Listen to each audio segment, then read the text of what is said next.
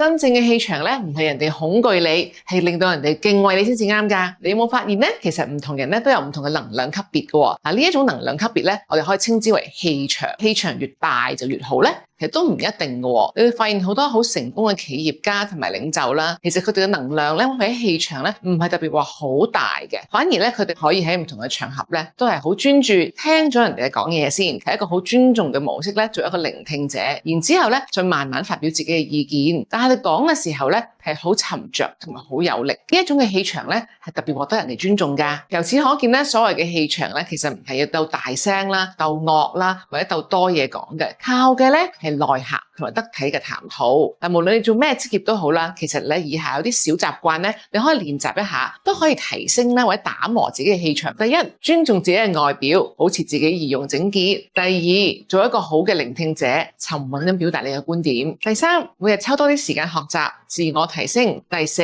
不妨有深度咁培養自己一兩項興趣，令自己成為一個更有內涵嘅人。記住啦，真正嘅氣場咧，唔係人哋恐懼你，係令到人哋敬畏你先至啱㗎。